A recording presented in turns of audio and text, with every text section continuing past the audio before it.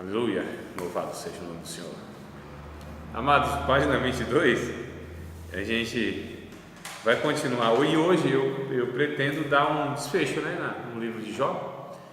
E aí depois a gente vai tratar outros livros poéticos, E o próximo, se não me falha a memória, é Salmos. Então o livro de Jó a gente encerra hoje, pelo menos o comentário, E depois a gente vai tratar outros livros lá. Mas eu quero então que você, além da gente ler aqui a página 22, eu gostaria que vocês abrissem então o livro de Jó. Livro de Jó. Nós vamos tentar discorrer um pouquinho sobre os conceitos que os três amigos dele, Os três principais, teve lá no finalzinho outro, rapaz jovem. Mas eu quero falar desses três aqui, que é o Elifaz, o Eliú e o Bildade. E aí a gente vai ver qual é o conceito de cada um deles a respeito do sofrimento, Por que Jó estava sofrendo? E aí eles começaram a cada um apresentar os seus argumentos, seus motivos, para explicar por que Jó estava sofrendo dessa forma. E aí a gente vai ver aqui. Nós falamos na aula passada sobre a página 21, os objetivos do livro, Responder o problema do mal, que eu disse que eu não acreditava que de fato tinha esse propósito, E quem criou o mal e por que Deus o permitiu. Então eram alguns pontos aqui que deviam ser tratados. A página 21, só para dar uma recapitulada, a gente já inicia na página 22, Aí tinha lá, o primeiro objetivo seria esse, o segundo objetivo na página 21, Um outro objetivo, vocês acharam a leitura? No meio da página, Um outro objetivo do livro é analisar as profundezas da fé de um ser humano. Comprovamos isso na maneira como a história foi escrita, de forma a demonstrar a ação e a reação de Jó diante do sofrimento e das críticas de seus amigos, o Elifaz, Bildade e Zofar, que é o que a gente vai falar daqui a pouco. A cada acusação de seus amigos, Jó responde imediatamente mostrando sua inocência e fé em Deus. Vemos com essa estrutura, acusação, questionamento e resposta, que o autor está observando as reações de fé de Jó e sua maneira de agir diante do sofrimento. Em seus discursos, Jó refuta seus amigos por acusá-los de pecado, questiona Deus sobre as razões de seu sofrimento e também demonstra uma fé inabalável, a qual levou a adorar a Deus pelo seu sofrimento. Essa fé será analisada detalhadamente lá na última unidade, ou no capítulo 4 da unidade 1, melhor dizendo, a celebração da palavra, do louvor e da fé. Aí o terceiro objetivo do livro, segundo o autor aqui, de Jó, é sondar os mistérios e as reações de Deus diante do mal. Por isso o autor apresentou as ações do Eterno, como por exemplo, seu silêncio diante do sofrimento de Jó. Esse silêncio fez com que Jó expressasse seus sentimentos, e isso enriquece o livro, pois somente assim podemos compreender como Deus age quando é questionado pelos seus servos, com benevolência, poder e sabedoria. Essa maneira do Criador tratar os justos, quando esses se desesperam, revela uma característica ímpar do Senhor, a psicologia de Deus diante das crises humanas. Então, como que Deus age através dessas crises? Irmãos, a crise, a palavra crise, eu acho bem interessante, eu até marquei aqui, porque da palavra crise, ela deriva duas outras palavras, da nossa língua portuguesa, que é o crisol e crisálida. Não sei se vocês já sabem o que significa isso. Nunca ouviram falar? Não? O crisol, até Provérbios que vai falar isso, O forno, ele prova a prata e o crisol prova o ouro. Então o crisol é um recipiente que ele era derretido, o metal era derretido nele, no caso do provérbio, o ouro era derretido, e nesse processo é onde se purificava o ouro. Então tirava-se toda a impureza e deixava-se só de fato o metal, o ouro, que é o que interessa, Então, as impurezas elas eram tiradas desse processo e era nesse local que se fazia isso, no crisol. Então o crisol é um recipiente, é um local, no caso aqui seria uma situação na crise onde nós somos purificados. Quer ver um negócio bom para fazer a gente humilde, fazer a gente reconhecer que ela errou com alguém, É no momento de dificuldade, de enfermidade, na beira da morte, no desemprego, irmão? Naquele momento mais difícil da vida, é ali que muitas vezes serve para que uma pessoa ela reconheça as suas falhas, para que ela de fato reconheça que precisa das pessoas. Porque a gente, quando está tudo bem, tem uma falsa sensação de que assim, eu não preciso das pessoas, eu não preciso de ninguém, e às vezes até de Deus.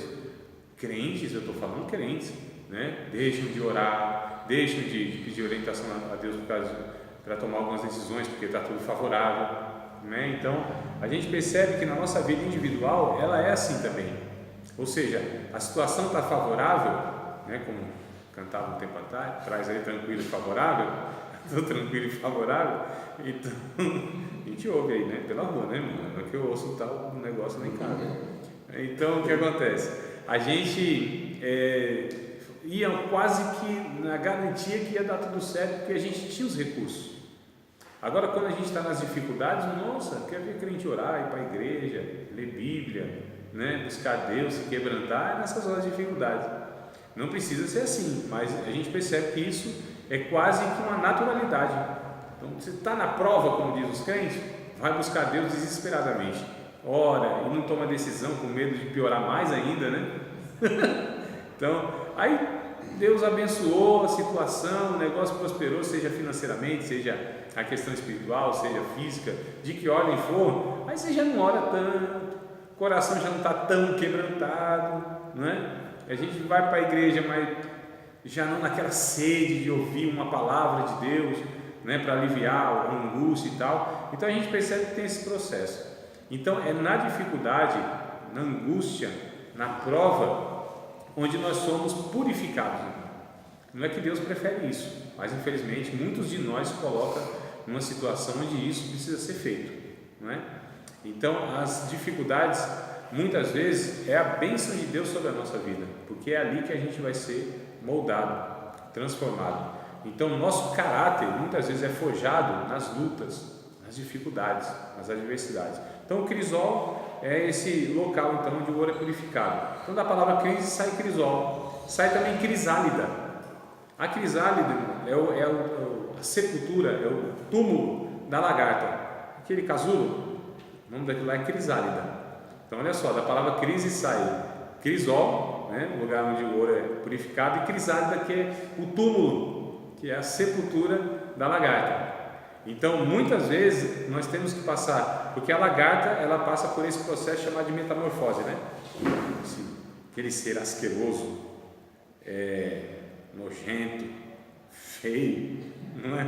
Lagarta, pegajoso, sem beleza nenhuma, se arrastando, negócio, né? Aí ela entra nesse processo de metamorfose, onde entra num casulo, numa crisálida. Ali ela passa uma transformação. Então a crise ela proporciona para a gente essa transformação de vida, essa metamorfose, e aí sai uma possibilidade quase que uma outra criatura, né? É a mesma, só que com asas. Agora bonita, as pessoas admiram a borboleta, né?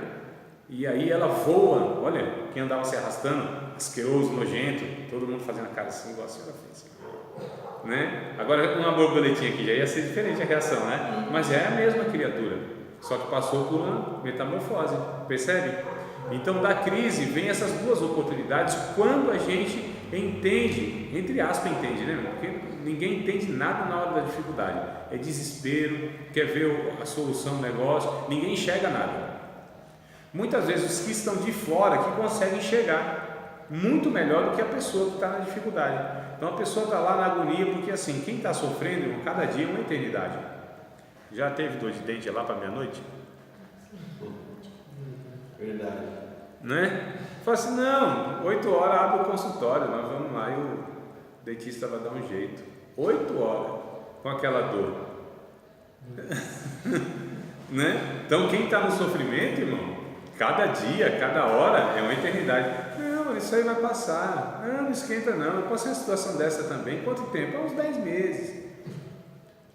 Né? Quem está com alguém enfermo no hospital? Nossa, cada dia aquela angústia, aquela expectativa, qual é a notícia, sai quando, né? Não tem previsão, aí piorou. Aí, irmão, porque se o médico falar daqui 30 dias sai, você sofre, mas 30 dias vai, aí você vai contando os dias, é sofrimento, mas os dias vão regredindo. Agora, quando fala assim, não tem previsão, acabou. Porque o nosso problema não é de crença, nós somos o quê? Crente.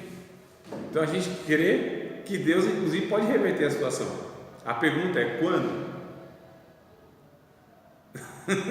Essa é a angústia nossa, né, dos crentes. Não é se Deus pode ou não pode, porque a gente sabe que pode. E às vezes se vai ou não vai, porque às vezes a gente até sabe que vai, porque Ele até disse e tal, e a gente tem a convicção que vai. Mas a nossa angústia é, Senhor, até quando? Até quando isso vai durar? Até quando eu vou suportar isso? Até quando, Senhor? Então é o tempo que Ele conspira contra nós, porque a gente está numa situação adversa. Então, numa situação adversa, num sofrimento, numa dor, o tempo, cada minuto, ele parece uma eternidade, parece que não acaba mais. Eu já me vi em situações onde a esposa, para querer me consolar, disse: não, aguenta mais um pouquinho. Não é? Mas quem está numa situação extrema, um pouquinho não dá mais. Já é extrema situação, né? Para nós, assim, né? Quem está vivendo. A gente não deve desprezar, irmão, dor e angústia e sofrimento e luta de ninguém, né? Porque só sabe a pessoa que está, né? E o tempo também. Rapaz, isso aconteceu aí uma semana só, aguenta aí, o negócio está extremo, né? Então a questão é essa: como a gente lida com a gente compreendendo mais ou menos os processos de Deus, no sentido que a gente está passando a dificuldade e Deus vai nos sustentar, então a gente lida melhor com o sofrimento. Aí a crise, ela não serve, nesse caso, para matar a nossa fé. A crise não serve para nos desanimar a ponto da gente desfalecer da fé.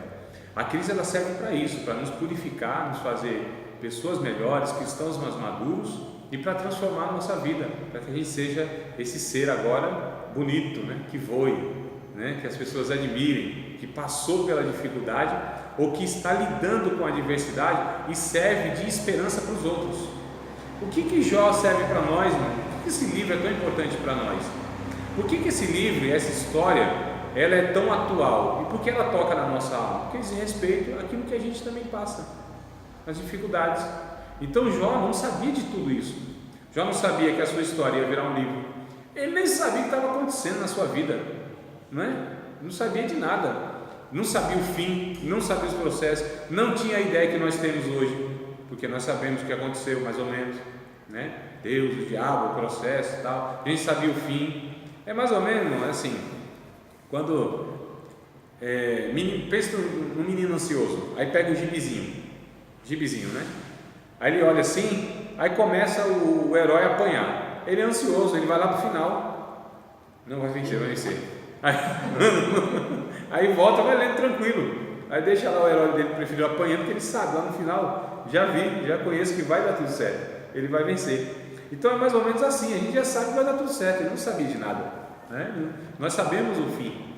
Então o Jó no processo, ele está ali sofrendo na angústia de não saber do que está acontecendo. Para piorar, aí vem os caras, quer dizer, no começo eles fizeram tudo certo, no capítulo 1 de Jó, a gente vê aqui, ó, que coisa boa, os amigos dele, desculpa, capítulo 1, capítulo 2, tá? Capítulo 2 de Jó, lá nos versos de número 10, né? 10 não, o 11 começa, o 11, porque o 10 aí acaba por vez a própria esposa dele abandonando ele, né? Imagina só, a companheira, no momento de dificuldade, abandonou o camarada, não sobrou mais nada para ele. Aí o verso 11 diz assim: ouvindo, pois, 3 amigos de Jó todo este mal que tinha vindo sobre ele, vieram cada um do seu lugar. Ele faz lá de Temã, né? O temanita, Bildade também de outra cidade, Zofar, o namatita, e consertaram juntamente, vieram condoer-se dele e consolá-lo. Olha que coisa boa. Então eram amigos esses 3, tá? Não era gente mal intencionada, não era inimigo, não é que queria ver o mal de Jó, eram amigos dele. Então ficaram sabendo, ele está sofrendo, os 3 ali combinaram, vamos lá consolá-lo. Aí foram, né? Verso 12: e levantando de longe os olhos e não o conhecendo, levantaram a voz e choraram, e rasgando cada um seu manto sobre a cabeça, lançaram pó no ar e se assentaram juntamente com ele na terra 7 dias e 7 noites, e nenhum lhes dizia palavra alguma, porque viam que a dor era muito grande. Viram Jó, os amigos dele, não o conheceram, porque ele estava desfigurado, a sua aparência desfigurada. Imagina só, cheio de chagas, né? Cheio de feridas, podres. Ele estava desfigurado. A gente vê a descrição dele, do aspecto físico. Jó, ele estava assim, quase que um monstro, né? Tinha um bafo, e é sério mesmo, parece engraçado, né? Tinha um mau hálito que nem a esposa aguentava. Os teus dentes parece que caíram ou estavam para cair, né? Ele estava quase que todo negro. Ele não era, me parece, né, uma pessoa negra, era branca, mas sua pele toda queimada, cheia de ferida, quase que em carne viva. Ele estava magro, só o pó da rabiola, como dizem hoje, né? Magro. Ele estava quase que uma pessoa num estado de câncer terminal, mas todo desfigurado. Então, quando os amigos olharam, não conheceram, não, né? Todo desfigurado. O que eles fizeram? Ficaram ali sem falar nada. 7 dias e 7 noites ficaram com ele ali, Jó ali jogado no chão, e eles ficaram da mesma forma. Essa atitude é a atitude correta diante do sofrimento, é não falar nada, irmãos, é estar do lado das pessoas que sofrem. Eu fico impressionado muitas vezes em velório, né? Eu até faz um tempinho que eu não vou em velório, acho que faz uns 5, 6 meses, mas vira e mexe eu ia com mais frequência e tal. Porque eu gostava não, né, da situação, né, que eu falo assim, às vezes, né, eu ia mais, não vou, né, não, é por causa das situações, né, que vão acontecendo. E aí, o que acontece? Aliás, um dos melhores lugares que eu já preguei foi velório, coisa boa para pregar, lugar excelente, acho que não tem melhor. Lugar para pregar, o evangelho é sério, porque é no sofrimento que ali a gente, né, prega o evangelho, as pessoas estão quebrantadas, está ali lidando com a morte em certo sentido, né, meio temeroso e tal, ninguém sabe quem é o próximo, né? A senha é chamada lá e o cabo até mesmo antes de acabar o velório vai ele. Então o povo está assim, né? Sensível. Há um momento espiritual ali, né? O Salomão vai dizer isso em Eclesiastes: melhor é o lugar não de festa, é onde tem luto. Ali sim é um lugar bom para reflexão. E é sério mesmo. Então um dos melhores lugares que eu já preguei, mais favorável para mim, era o velório. Né? Então, o povo ali fica, cada palavra vai, a gente fala de eternidade, né? Fala de eternidade, morte, vida e tal, Jesus, ressurreição, evangelho. Toma cuidado que você está fazendo aqui, você não sabe quanto tempo tem e tal, né? Quem sabe se a gente não vai ser o próximo, é assim mesmo, né? Então a gente fala da realidade. Então o velório é um lugar bom demais para pregar o evangelho, porque as pessoas estão sensíveis e veem que a vida é aquilo lá, a vida é frágil, né? Nunca imaginei, eu estava bom, falei com ele ontem, não sei o que tem, né? A gente estava conversando, tão novo, saudável, de repente. Então esses lugares são bons pra caramba, nesse sentido, né? Mas eu estava falando do que mesmo? Antes disso? Agora. Em velório, então, as pessoas querem consolar, né, os enlutados lá, né? Aí quer falar um monte de coisa, que só piora. Um monte de coisa, quer explicar o inexplicável. Já foi tarde, não estava sofrendo. Né? É mais ou menos isso, né? A resposta que crente gosta é essa: Deus sabe de todas as coisas. Não é verdade? É ou não é? Deus sabe de tudo. Aí se morre um menino com 12, 13 anos, minha amada, Deus sabia o futuro desse menino, ia ser um traficante, um ladrão. Deus levou a florzinha dele, recolheu. Eu já ouvi essas coisas. Eu ouvi, né? Quem sabe do futuro, amada, Deus levou para si, né? Para não se perder no mundo. Aí começa assim umas elaborações, uns negócios que só piora a situação. Quem está no momento de luto, de angústia, de sofrimento, precisa de uma coisa só, não são de palavras, porque as palavras nossas não resolvem nada. Esse consolo na alma, o profundo sofrimento, só o Espírito Santo pode amenizar essa situação. Então as nossas palavras, elas geralmente vão piorar. Então eles fizeram certo, ficar lá, junto, estamos aqui. É por isso que o velório é importante, a presença, né? O que resolve as pessoas estarem lá para falar alguma coisa? Não resolve nada, mas o fato de terem pessoas se compadecendo, a palavra é essa, porque estão sofrendo né? Estão levando a carga emocional, estão ali junto. É bom a presença das pessoas, conforta de alguma maneira, ameniza de alguma maneira. Tanto é que o sofrimento vai agravando quando volta para casa, para a solidão, pensando sozinho. Então é por isso, irmãos, que a presença nossa importa muito, sem palavra nenhuma. Isso vale demais. Eu escrevi lá, eu acho, não sei se vocês leram o blogzinho lá, o texto que eu coloquei bem no começo, umas 2 semanas atrás. Ninguém leu no grupo? Eu coloquei lá, porque o mal existe, né? O problema do mal. Então, peguem lá, tá no grupo lá, tá lá. Então eu escrevi isso justamente, né? No momento de dor, de angústia, a gente não pode consolar ninguém a não ser pela presença, pela empatia, por estar junto, estou aqui. Então a gente ali se condói, como fizeram os amigos de Jó. Então eles fizeram certinho, chegaram, ficaram ali, olharam Jó 7 dias, 7 noites, sem falar nada, sem abrir a boca, estava lá com Jó. Mas o capítulo seguinte, né, ou o capítulo 4, melhor dizendo, eles começam a olhar para Jó e dizem assim: rapaz, esse homem está sofrendo desse jeito, deve ter alguma coisa. Aí cada um começou agora a querer falar, irmão. Aí vamos ver o que cada um falou. O capítulo 4, o versículo de número 7, o Elifaz começou a falar. Olha só. Então eles viram Jó, ficaram lá 7 dias, 7 noites. Aí a cabeça, né, começou a falar: não, mas calma aí, esse homem está sofrendo assim, deve ter alguma coisa, não é possível. Ninguém sofre por nada, né? Então, capítulo 4, verso 7, o Elifaz, ele vai falar o seguinte: lembra-te agora, qual é o inocente que jamais pereceu? Olha só, qual é o inocente que jamais pereceu? E onde foram os sinceros destruídos? Segundo eu tenho visto, olha o que ele disse: os que lavram iniquidade e semeiam mal, cegam isso mesmo. Com o hálito de Deus perecem, com o assopro da sua ira se consome. O que o Elifaz está falando aqui, em outras palavras? Está falando assim: Jó, inocente não sofre, em vão não. Tu fez alguma coisa, você está colhendo é porque você plantou. O verso 8, né? Diz aqui. Em outras palavras, vou contextualizar aqui, né? Ó, Jó, sofre, o justo não sofre, o inocente não perece, os sinceros não são destruídos desse jeito. Eu tenho visto o seguinte, que aqueles que plantam o mal, eles seguem o mal. Então é isso que está acontecendo na tua vida, Jó. O que ele traz aqui, irmãos? Ele traz aqui, chamado de um relacionamento mercantil com Deus. Isso, o que eles pensam, é o que se pensa hoje, o que se prega hoje em muitas igrejas. O que é relacionamento mercantil? De mercado. Ou seja, eu dou e você, compro, você dá por um preço, e se eu não pago, você não dá. Então é esse mercado, é esse relacionamento de troca.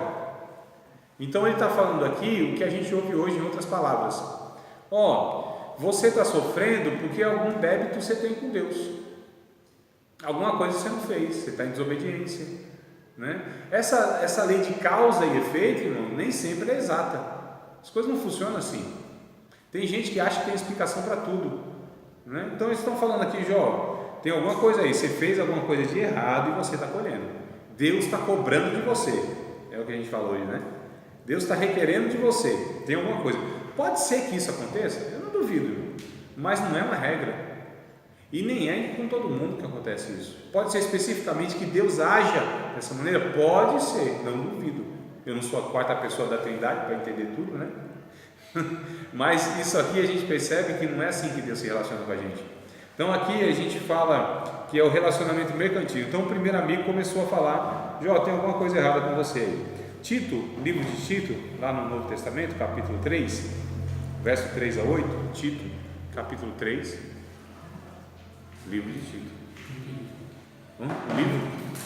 Livro de Tito, Evangelho não, depois do Novo Testamento. Tito, depois de Timóteo, né? 1 Timóteo, 2 Timóteo, Tito, capítulo 3, verso 3 a 8. A gente vai desconstruir esse pensamento desse Elifaz com esse texto, tá? Com esse texto de Tito aí. Novo Testamento, Tito, capítulo 3, verso de número 3 até o 8. Quem puder ler, por favor, quem achou pode ler. Pode ler, quem achou, um de cada vez, todo mundo junto assim, dá uma bagunça só, ninguém entende. Irmã Amanda, achou? Pode ler, minha irmã, por favor. É o 3. Capítulo 3, verso 3 até 8. Porque também Nós éramos, no outro tempo, insensatos, desobedientes, extraviados, servindo a várias concupiscências e deleites, vivendo em malícia e inveja, odiosos, odiando-nos uns aos outros. Mas quando apareceu a benignidade e a caridade de Deus, nosso Salvador, para com os homens, não pelas obras de justiça que houvéssemos feito, mas segundo a sua misericórdia, nos salvou pela lavagem da regeneração e da renovação do Espírito Santo, que abundantemente Ele derramou sobre nós por Jesus Cristo, nosso Salvador, para que, sendo justificados pela sua graça, sejamos feitos herdeiros segundo a esperança da vida eterna. Fiel é a palavra, e isto quero que deveras afirmes, para que os que creem em Deus procurem aplicar-se às boas obras. Mas estas coisas são boas e proveitosas aos homens.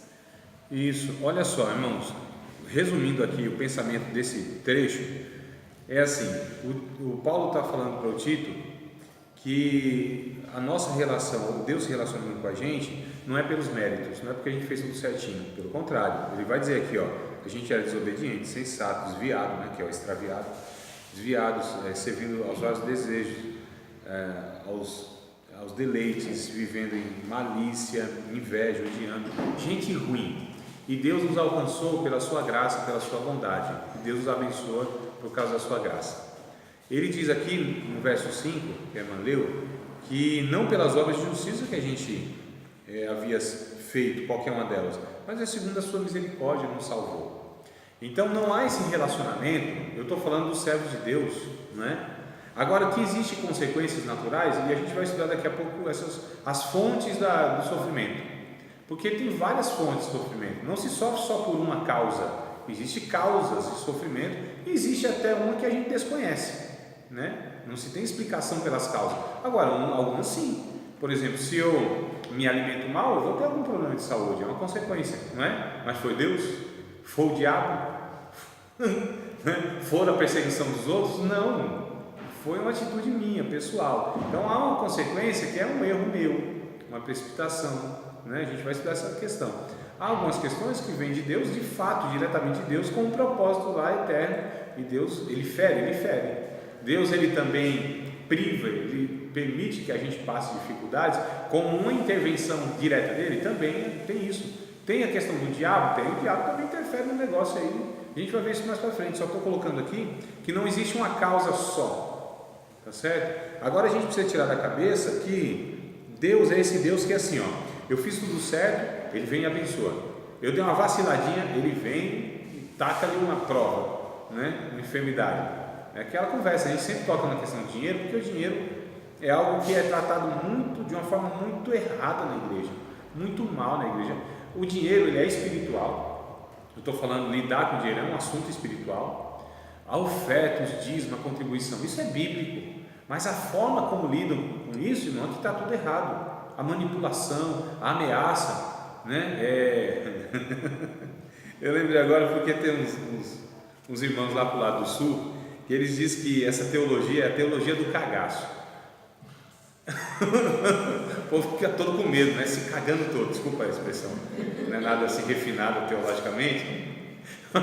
Eles são meio bagunceiros, então colocaram a teologia do cagaço, né? Se ameaça, se você não fizer, Deus vai lhe pegar, o que você não deu na igreja vai ter que gastar na farmácia do seu filho, porque o devorador não sei das quantas e tal, e essas conversas que a gente já sabe, né? Então é aquela teologia da ameaça mesmo, é um negócio do terrorismo, né? É quase como que fala lá? Oh meu Deus, esqueci o nome lá. Tem o Hezbollah, tem o ISIS, tem os xiitas, tem os sunitas, tem o Al-Qaeda, é quase que um Al-Qaeda, né? A teologia do Al-Qaeda, o terror, toca o terror na pessoa, a pessoa com medo dá, porque senão, se não der, o que vai acontecer comigo? E não tem essa ideia, irmão, tá certo? Deus não se relaciona assim com a gente precisa entender que a graça de Deus, ela, na verdade, a bondade de Deus se manifestando nas nossas vidas, apesar dos nossos pecados, dos nossos erros, porque se Deus lidasse com a gente só pelos acertos, e se Deus fosse cobrar e se Deus fosse requerer a justiça dele todas as vezes que a gente errasse, não tinha nenhum aqui, sobrava um sequer, nenhum justo, a Bíblia diz que tem, todos, né, pecaram. Então aqui a questão que não há esse relacionamento mercantil com Deus. Isso é um entendimento do Antigo Testamento, essa lógica religiosa. Toda religião tem a mesma lógica, irmão, que é existe um Deus, uma divindade que precisa ser aplacada a ira, satisfeita, e aí você precisa fazer alguma coisa para que esse negócio, né? Toda religião, toda, sem exceção, até o cristianismo é assim, só o evangelho que não é, né? A gente precisa saber que cristianismo é uma coisa, evangelho é outra. Jesus Cristo nunca fundou o cristianismo. Jesus veio com uma proposta chamada de evangelho, que é uma forma de viver como Deus. Ele, na verdade, é uma restauração da proposta de Deus lá do casal, o primeiro casal que pecou. Então o que é evangelho? É o retorno ao Éden, porque eles se rebelaram contra Deus e foram embora. O evangelho é uma proposta, um convite de retornar a Deus, de voltar daqueles que se rebelaram, de voltar lá para o jardim da comunhão, que não tem mais medo de Deus. Deus já não é esse ser assustador, não é?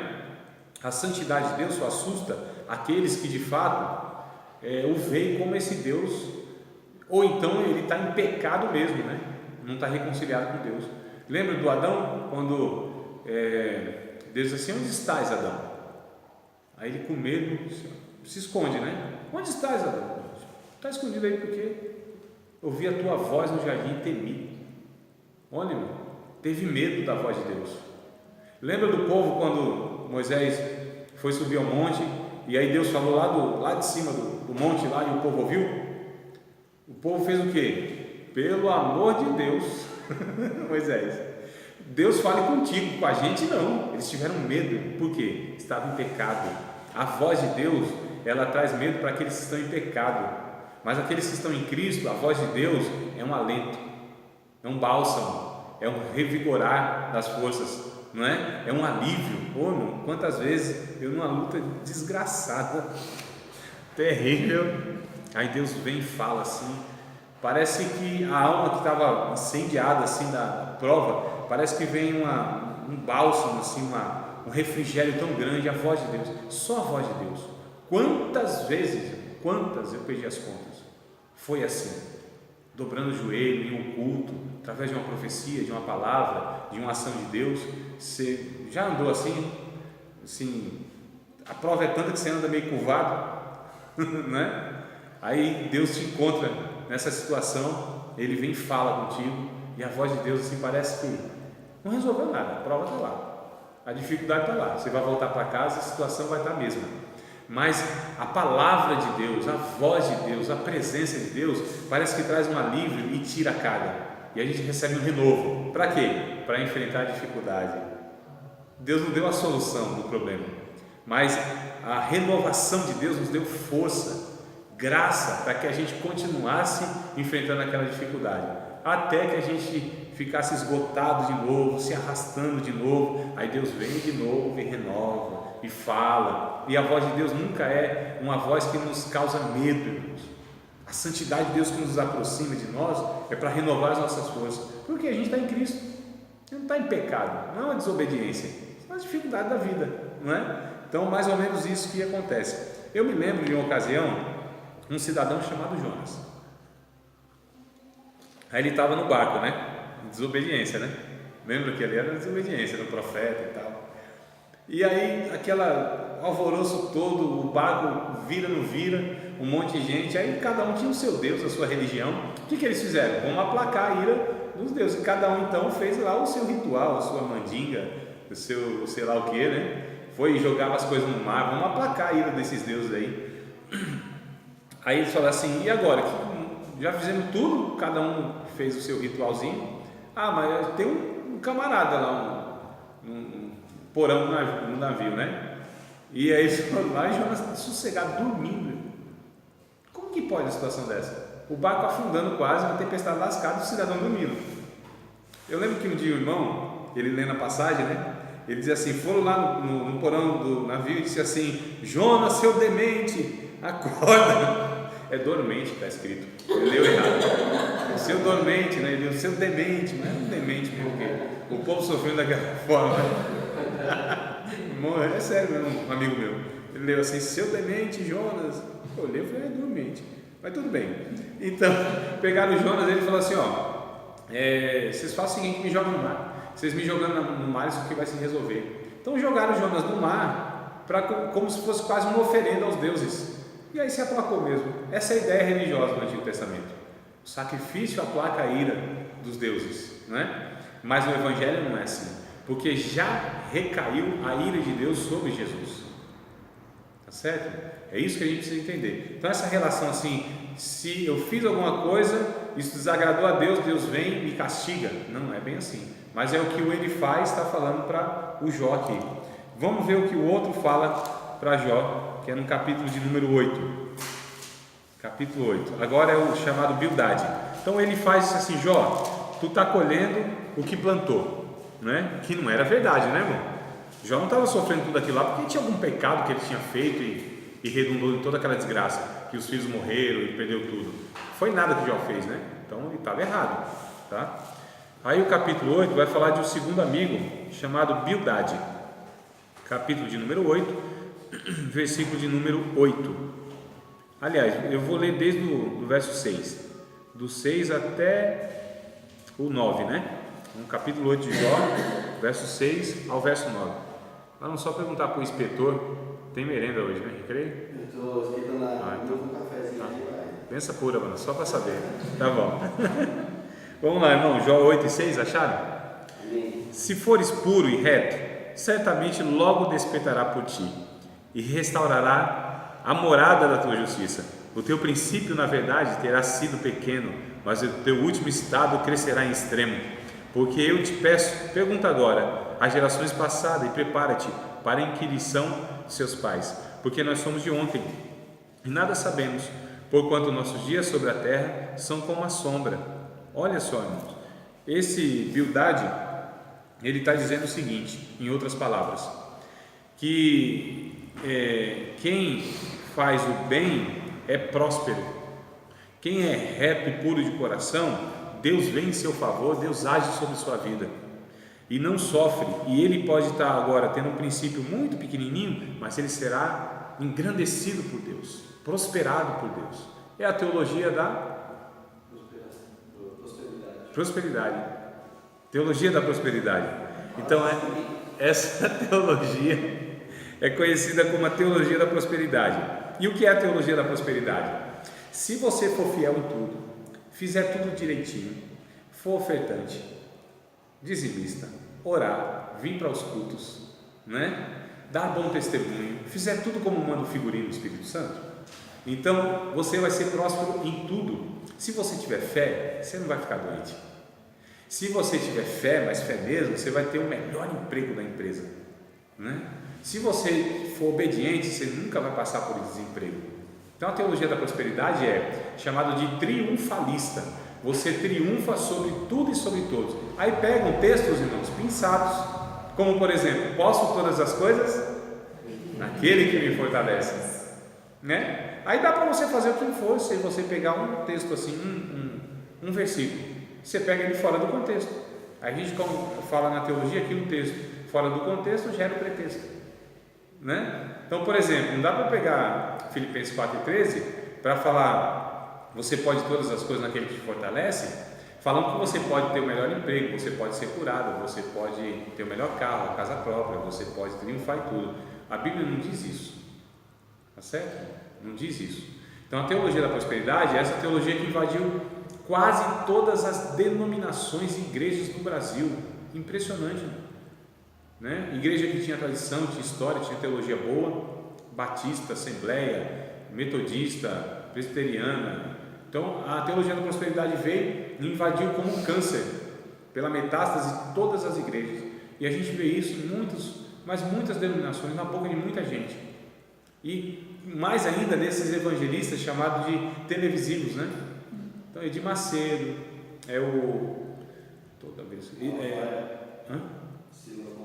Silas Malafaia também, infelizmente, né? Ele era um evangelista até que evangélico, se enveredou com Deus. o Silas Malafaia assim, antes e depois do bigode, né? Então, antes do bigode parece que pregava o evangelho, depois tirou o bigode e acabou. Aí aquele lá, eu particularmente, né? Eu acho que é uma abominação o agendador do lá, aquele lá. Não. É assim, o Silas Malafaia, ele não posso comparar ele com o Agenor Duque, com o Edir Macedo, nem com o Valdomiro Santiago. Eu acho que seria uma injustiça. Mas infelizmente ele também se perdeu nessa teologia, porque começou a ter referência muitos em alguns escritores lá norte-americanos, né? Miles Monroe, qual que é os outros aí? Tudo vem de livros lá. Tem um bocado. Esses livros de autoajuda. Não, esses aí até que não, Varão. Mas o que ele começou, né? Então assim, ele foi se desviando mesmo, né? Da mensagem do Evangelho e propondo aquilo que o Evangelho não propõe, que é triunfar sobre todas as coisas. Não é que Deus é contra a nossa saúde, nosso bem-estar, nossa estabilidade financeira. Não é que Deus é contra essas coisas, mas a gente vive uma realidade que o crente vive na mesma realidade do que o descrente, que o sol nasce para um e para outro, que a chuva desce para os dois, né? Que Deus abençoa o justo e o injusto. A Bíblia diz isso. Então não é porque eu sou filho de Deus que tudo vai ser ao meu favor. Então, sou filho de Deus, aí está aqui a tempestade, todo mundo se molhando aqui e eu aqui com o guarda-chuva do Jeová, não cai nenhuma gota em mim.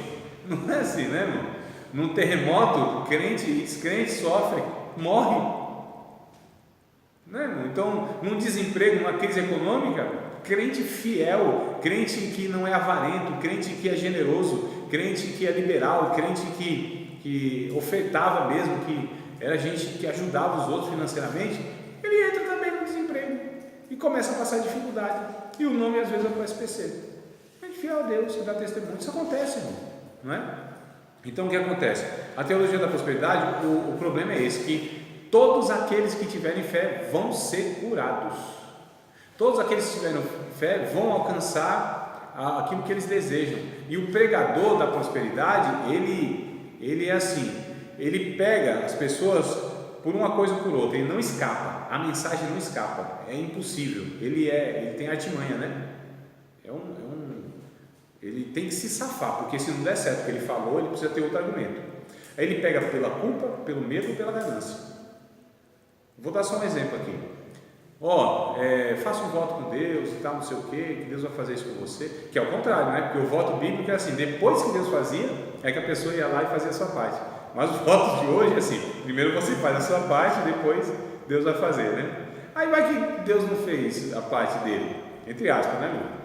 Aí fala assim, não, mas calma aí, acho que você tem que aumentar a quantia, foi pouco o negócio aí, né? Ou então, você fez, mas não fez direito, faz de novo, persevera, mais outra campanha. Aí assim, Deus vai te curar se você trouxer aqui o envelope X. Aí vai lá, aí ora, Deus não curou, e agora? Aí o camarada vai se passar por um falso profeta? Jamais. Ele tem que se safar daquela situação. É por isso que ele é um safado. Todo, né? Profeta, pregador da prosperidade é um safado. Ele tem que se safar da situação. Então, é assim, e se você trouxer, Deus vai te abençoar, Deus vai te prosperar. É 1 por 100. Dá uma vez, dá isso aqui, Deus vai te dar 100 vezes mais. E pega texto bíblico que não tem nada a ver com a situação. Então pegou por quê? Pela ganância. Por que você vai lá entregar alguma coisa? Por que você vai fazer alguma coisa? Pela ganância. Você não está dando pela generosidade, pela gratidão, para ajudar alguém, para a obra de Deus. Não é por isso, é pela ganância. Eu vou dar por quê? Porque Deus vai dar 100 vezes mais. Qual é o investimento, irmão, que dá 1 por 100? Não existe. Então é pela ganância, pegou, né? Aí de repente a pessoa fala assim, eu não sou ganancioso, não vou dar por isso não. Tá bom, não pegou pela ganância? Pega pela culpa. Se você não ajudar esta obra, você está em pecado. Se você não fizer isso aqui, né, você está em falta. Então pega pela culpa, joga culpa na vida, no ombro das pessoas. Aí de repente o cara é meio assim e fala, eu não acho que é assim não. Aí não conseguiu pegar pela ganância nem pela culpa. Pega pelo quê? Pelo medo. Se você não der, Deus vai pesar não. Deus vai tocar naquilo que você mais gosta, né? Aí já toca o terror. Então ou é pela ganância, ou pela culpa, ou pelo medo. E eles vão cercando as pessoas assim. É um negócio terrível.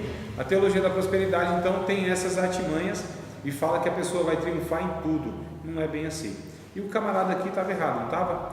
Provérbios capítulo 30, Provérbios 30, versos 7, 8 e 9, a gente desmonta aqui essa teologia da prosperidade, que é essa questão de triunfar em tudo.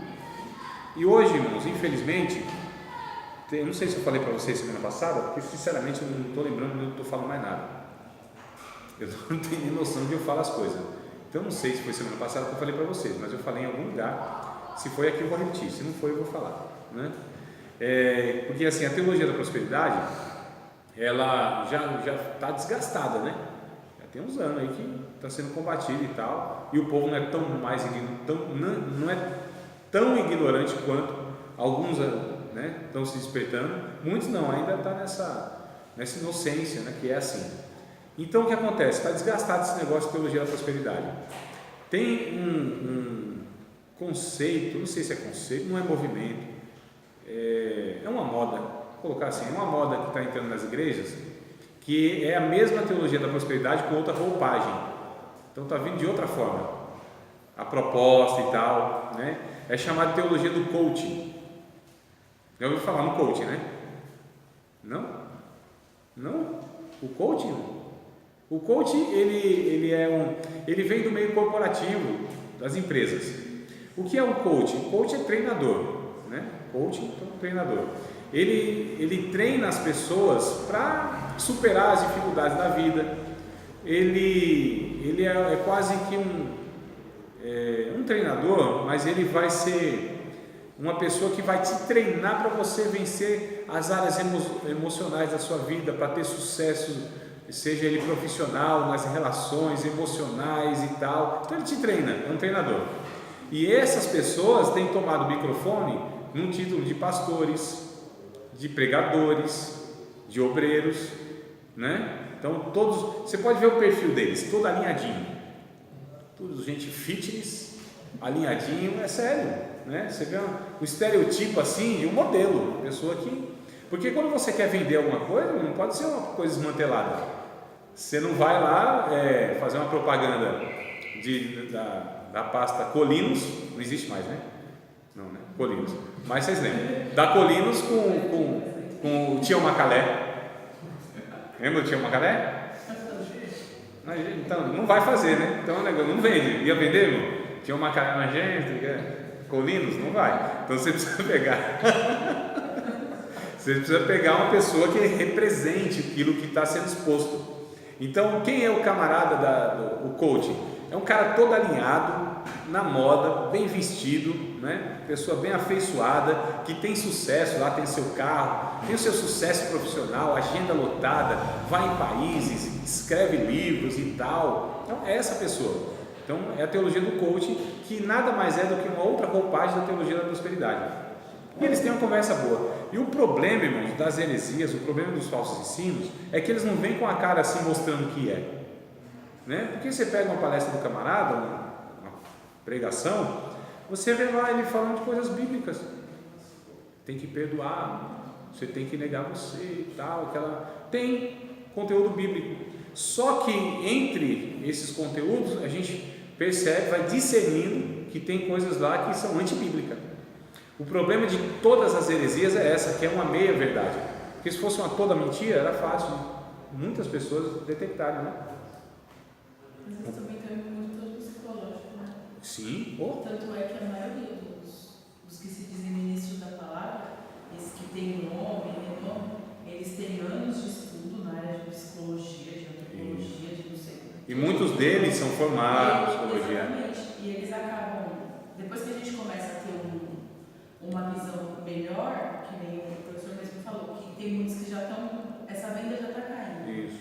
Mas principalmente a gente começa a ouvir, a gente começa a prestar muita atenção no que eles falam, eles pegam também muito pelo psicológico. Exatamente. É o emocional. Pelo emocional. E aí nisso tudo, depois a culpa não, é igual o professor falou. Se você vender a sua casa e colocar ela no altar, o valor dela no altar, Deus não vai pesar a mão que você mais ama. Mas se você não fizer, ele vai pesar. Se porventura ele não conseguir fazer isso e acontecer alguma coisa, ele vai atribuir aquela culpa a Deus. Ele não vai atribuir ao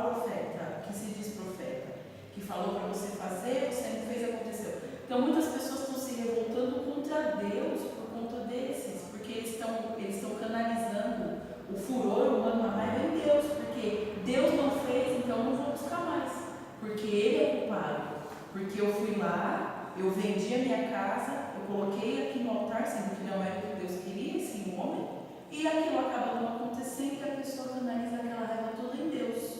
Porque eles de alguma maneira são representantes, né, mano? Exatamente. Não são, mas passam a ser. Mas passam a ser. Porque é a mesma coisa assim, eu estava ouvindo na última eleição, já vai fazer 4 anos, né?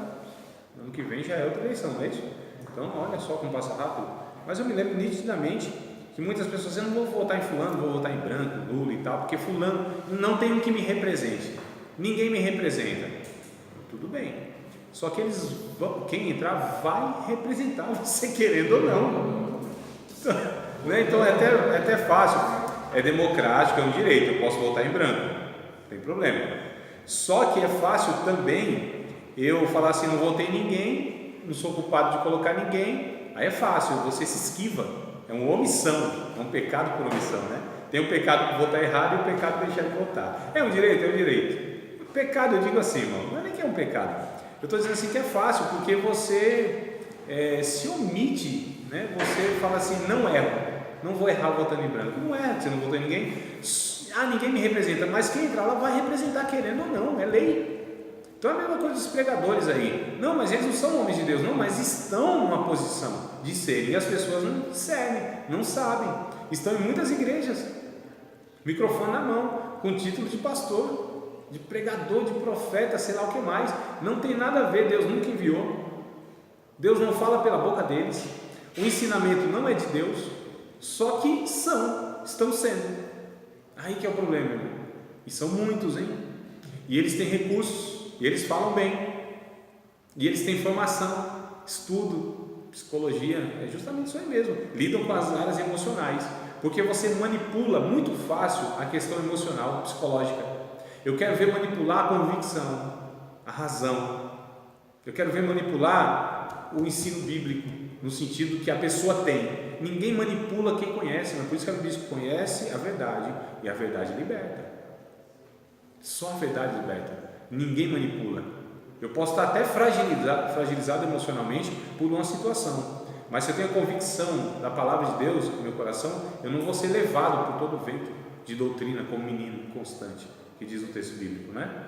Então essa é a questão. Então eles falam bem, conversa macia, dá umas propostas, irmão, que é coisa boa, porque é salvação no céu e ainda tudo melhor na terra.